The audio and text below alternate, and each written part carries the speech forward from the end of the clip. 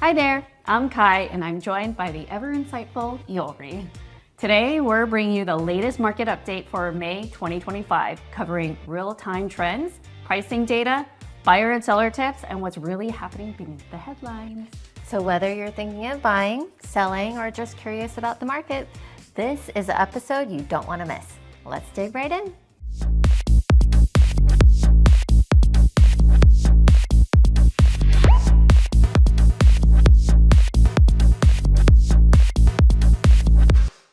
Welcome back to Living in Irvine OC, the channel where we talk about what it's really like to live, breathe, and buy real estate in one of the most desirable cities in Southern California. That's right. We're not just crunching numbers. We live here, we explore here, and we keep you in the know with what's happening in Irvine.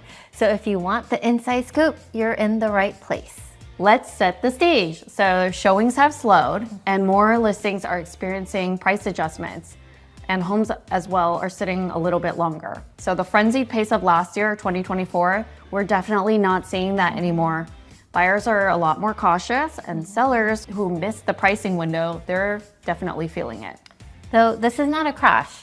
It's not even a huge dip right now, but we are definitely seeing affordability pushback and slowdown in the real estate market. We think due to inflation, tariffs, and overall drop in consumer confidence. And Irvine, with this premium pricing, is definitely feeling that tug. So where are the home prices right now? The median home price in Irvine as of April 2025 is 1.615 mil. That's an 11.6% jump year over year, which is crazy. But don't let that fool you.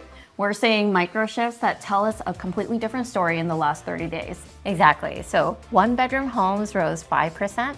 4 bedrooms are up 9.3%, but 5-bedroom homes is just 1.8%. So the high end is definitely softening, which makes sense given the interest rate pressure. And on top of that, we also saw inventory hit an all-time high of 891 active listings in April, which is a 12.5% bump from March.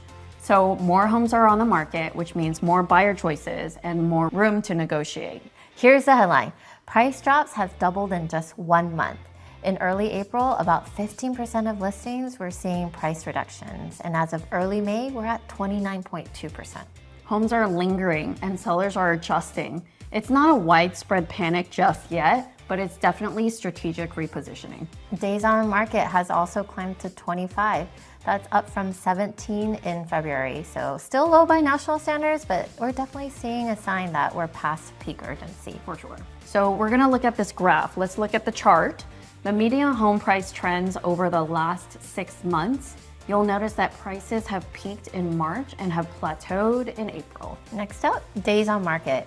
That's on a slow upward climb. So combine that with a graph showing the percentage of price reductions, and you'll see exactly why we're calling this a soft shift. Quick neighborhood roundup. Woodbury's average price point sits at 1.78 million, Northwood at 1.72, Cypress Village and Portola Springs are in that 1.4 range, and Oak Creek is one of the few under 1.1.